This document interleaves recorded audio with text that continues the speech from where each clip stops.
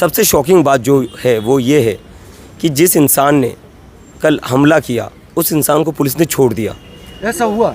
छोड़ दिया। और उसके बाद वो इंसान इंस्टाग्राम पर जाकर रील डालता है, अभी एक को पेला है, शाम को आऊँगा और लोगों को पेलूँगा। क्या हो जाएगा? पुलिस थोड़ी देर डिटेन कर लेगी, शाम को फिर से छोड़ देगी, मैं रात को आकर फिर से पेलूँगा।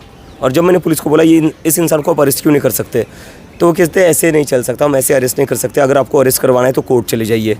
तो कोर्ट से ऑर्डर लेना पड़ेगा? मैं वही पूछ रहा हूँ, कोर्ट से अरेस्ट लेना पड़ेगा क्या? कोई आकर यहाँ पर लोगों का सर फोड़ रहा है, उसके लिए कोर्ट जाना चाहिए। और पुलिस कह रही है कि ऐसे लोगों को अरेस्ट नहीं कर सकते, जो लोग यहाँ पानी बांट रहे, खाना बांट रहे, उनके घर पर पुलिस जा रही है, उसके लिए कौन सा कोर्ट का ऑर्डर आया है? सर आज जिस तरह का आज 5वां दिन है इस प्रोटेस्ट को, आप आज की क्या रणनीति है? जिस तरह से आज स्टूडेंट यहाँ पर वेट कर रहे हैं और भी लोग वेट कर रहे हैं कि आज क्या होगा यहाँ जंतर मंतर? जैसे हमने देखा कि ये हमारा यूथ का प्लेटफॉर्म बन गया, जहाँ पर शिक्षा से जुड़े हुए सारे चेहरे, स्टूडेंट्स हो, टीचर्स हो, उनको हम प्लेटफॉर्म दे रहे। तो आज कई सारे बड़े टीचर्स आने वाले, अभिनय सर आने वाले, विजेंद्र चौहान सर आने वाले, तो ऐसे बड़े बड़े जो प्रोमिनेंट टीचर्स हैं वो आज यहाँ आएंगे और स्टूडेंट्स की बात रखेंगे, एग्ज़ाम सिस्टम पर बात करेंगे, देश की शिक्षा व्यवस्था पर बात करेंगे। लेकिन कल अभिजीत सर के जिस तरह से देखा है कि कल एनडीटीवी पे धर्मेंद्र प्रधान का इंटरव्यू था, वो कह रहे हैं कि दहशतगर्दों की बी टीम है, ये किस तरह के सवाल वो बयान हो सकता है? मुझे लगता है धर्मेंद्र प्रधान का दिमाग थोड़ा ना, मुझे लग रहा है सही से काम नहीं कर रहा है उनका। एक तो पहली चीज़, आपकी वजह से 17-18 बच्चों ने सुसाइड करी, हमारी वजह से नहीं करी। दहशतगर्द कौन होता है? जो लोगों की मौत का जिम्मेदार होता है। तो इन 17-18 बच्चों की मौत का जिम्मेदार कौन है? हम हैं या धर्मेंद्र प्रधान है?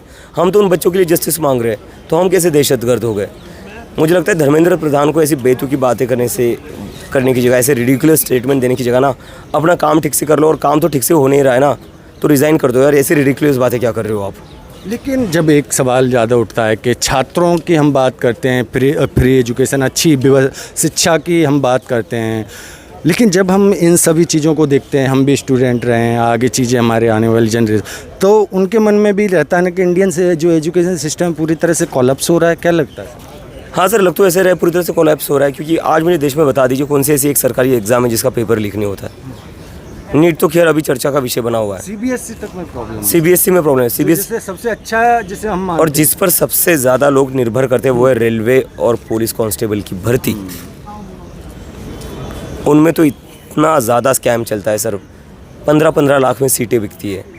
एग्ज़ाम होती है तो 2-2 साल तक नतीजे नहीं आते। इनके इलेक्शन के रिज़ल्ट 1 महीने के अंदर आ जाते हैं, और जो स्टूडेंट्स एग्ज़ाम देते हैं उनके नतीजे 2-2 साल तक नहीं आते। तो एजुकेशन सिस्टम तो हो रहा है कोलैप्स, और इसको बचाने का एक ही तरीका है कि कोई धर्मेंद्र प्रधान जैसा व्यक्ति जितने लंबे टाइम तक बना रहेगा उतना शिक्षा व्यवस्था ख़राब होते जाएगा, तो उनको तुरंत इस्तीफ़ा दे देना चाहिए, उनसे नहीं संभल रहा है। हम एक तरफ न्यू एजुकेशन पॉलिसी की बात करते हैं, हम ग्लोबलाइज एजुकेशन की बात करते हैं, लेकिन जब हम हमारा सिस्टम के अंदर लीकेज हो, लूप होल हो, तो फिर वहाँ से कैसे लड़ा जाएगा? बात वही है ना, लीकेज जो होता है कभी नीचे से नहीं होता है। बिना बड़े लोगों की इन्वॉल्वमेंट के कोई लीकेज नहीं हो सकता है, इसलिए बड़े लोगों के जो इस्तीफ़े वो होने चाहिए। एक धर्मेंद्र प्रधान का इस्तीफ़ा हो गया ना, उसके बाद एक बड़ा मैसेज चला जाएगा कि इसके बाद अगर लीकेज होता है तो चाहे कितना भी बड़ा मंत्री क्यों ना हो, चाहे कितना भी बड़ा अफसर क्यों ना हो, उसकी नौकरी जाएगी। एक बार ये मैसेज चला गया ना, देखिए लीकेज कैसे रुक जाते हो अपने आप। अभी वो डर ही नहीं है, कितने भी पेपर लीक हो जाए, मंत्री अपनी कुर्सी पर बैठा हुआ है, अफसर अपनी कुर्सी पर बैठे हुए हैं। लेकिन वहीं देखते हैं, आपने देखा कि बाहर की कंट्री से आप आए हैं, यूएसए से, दूसरे देश हैं, ब्रिटेन है, अगर वहाँ पर छोटी सी कोई घटना होती है, वहाँ के मंत्री या मैं बता रहा हूँ सर, 17 स्टूडेंट्स ने सुसाइड करी है। बाहर किसी की मौत भी ना हो, छोटा सा इनकन्वीनियंस हो जाए, अगर कोई स्टूडेंट को मेंटल हैरेसमेंट भी हो जाए ना, उसके ऊपर भी इस्तीफ़ा देना पड़ता है। वहाँ ब्लैक के साथ हुआ था ना, पूरा ब्लैक के साथ खड़ा। तो बाहर जो वैल्यू ऑफ लाइफ है, डिग्निटी ऑफ लाइफ है, बहुत ज़्यादा है। हमें तो बोला ही गया है कॉकरोच, तो हमारे देश में कीड़े मकोड़ों की तरह ही ट्रीट किया जाता है आम जनता को। कल जिस तरह से यहाँ हिंसा हुई और जिस तरह आपने बोला भी कि इस तरह के लोग यहाँ आ रहे हैं, तो क्या आंदोलन को खराब या बदनाम आंदोलन को पूरा ख़राब करने की कोशिश की जा रही है, क्योंकि इन लोगों को नहीं लग रहा था हम 3-4 दिन तक हमारा आंदोलन यहाँ टिके रहेंगे। इनको लग रहा था 1-2 दिन बाद हम चले जाएंगे, लेकिन हम भी जाने वाले नहीं। सबसे शॉकिंग बात जो है वो ये है कि जिस इंसान ने कल हमला किया उस इंसान को पुलिस ने छोड़ दिया। ऐसा हुआ? छोड़ दिया। और उसके बाद वो इंसान इंस्टाग्राम पर जाकर रील डालता है, अभी एक को पेला है, शाम को आऊँगा और लोगों को पेलूँगा। क्या हो जाएगा? पुलिस थोड़ी देर डिटेन कर लेगी, शाम को फिर से छोड़ देगी, मैं रात को आकर फिर से पेलूँगा। और जब मैंने पुलिस को बोला ये इस इंसान को आप अरेस्ट क्यों नहीं कर सकते, तो वो कहते हैं ऐसे नहीं चल सकता, हम ऐसे अरेस्ट नहीं कर सकते, अगर आपको अरेस्ट करवाना है तो कोर्ट चले जाइए। तो कोर्ट से ऑर्डर लेना पड़ेगा? मैं वही पूछ रहा हूँ, कोर्ट से अरेस्ट लेना पड़ेगा क्या? कोई आकर यहाँ पर लोगों का सर फोड़ रहा है, उसके लिए कोर्ट जाना चाहिए? और पुलिस कह रही है कि ऐसे लोगों को अरेस्ट नहीं कर सकते। जो लोग यहाँ पानी बांट रहे, खाना बांट रहे, उनके घर पर पुलिस जा रही है, उसके लिए कौन सा कोर्ट का ऑर्डर आया है? जो क्रिमिनल्स है, जो गुंडागर्दी कर रहे हैं, उनके लिए आपको कोर्ट का ऑर्डर चाहिए। लेकिन जो लोग यहाँ पर खाना बांट रहे, पानी बांट रहे, उनके घर पर आप खुद चले जा रहे हो, उनके परिवारों को तंग कर रहे हो कि बताइए क्यों आप पानी पहुँचा रहे हो प्रोटेस्टर्स के यहाँ। तो ये तो गलत है ना। है आपको जयपुर में आपके ऊपर हमला हुआ, क्या यहाँ पर भी आपको आशंका है कि कहीं इस तरह की घटना ना हो? अरे वो लोग तो बोल ही रहे थे, सौरभ दास कहाँ पर है, नाम लिया है वीडियो में, जो वीडियो उन पर डाली उसमें बोला ये जो कॉकरोच का चीफ है हम तो उसको भी पेलेंगे। लेकिन ठीक है, मैं इस चीज़ पर नहीं जाऊँगा, मैं डरता नहीं हूँ। मेरा बस इतना है कि पुलिस हमारी सेफ्टी की नहीं, कम से कम अपनी वर्दी की तो इज्जत रख ले। अगर ऐसे गुंडागर्दी करने वाले लोग इंस्टाग्राम पर ये बोले कि हम थोड़ी देर डिटेन हो जाएंगे, फिर छोड़ दिए जाएंगे और फिर वापस से लोगों को मारेंगे, लॉ एंड ऑर्डर पर सवाल है। तो पुलिस का तो मजाक बना रहे हैं ना ये लोग, पुलिस का मजाक ही बना रहे हैं ना एक तरीके से।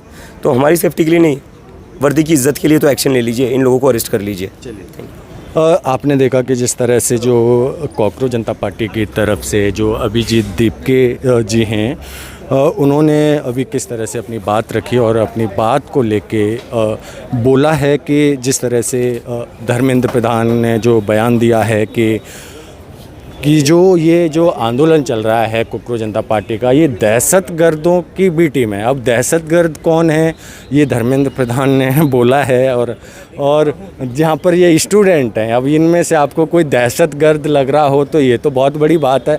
हमारे देश के शिक्षा मंत्री एक तरफ सुप्रीम कोर्ट के जो चीफ जस्टिस हैं वो बोलते हैं कॉकरोच पैरासाइट, वहीं दूसरी तरफ शिक्षा मंत्री ही जब बोलें कि दहशतगर्दों की बीटी में, छात्र कहाँ से दहशतगर्द हो सकते हैं? क्या देश के लिए खतरा है छात्र?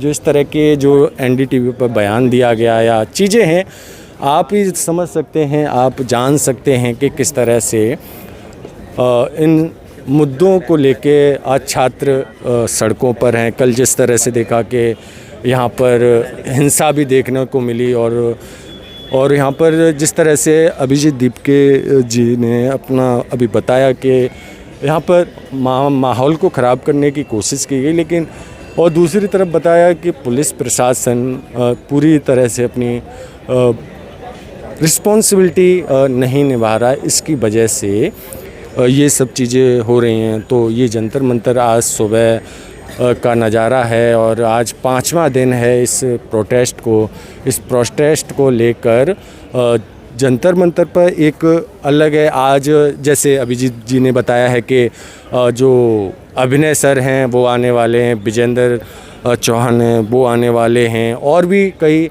जो टीचर्स हैं, एसएससी की बात करते हैं, यूपीएससी की बात करते हैं, तमाम वो टीचर्स हैं जो आज जंतर मंतर पर आएंगे और अपनी बात रखेंगे, छात्रों को संबोधित करेंगे कि आगे इन छात्रों का भविष्य क्या है। उस भविष्य को तय करने के लिए इन सब मुद्दों को रखेंगे और आगे बाकी की चीज़ों के लिए देख सकते हैं। धन्यवाद।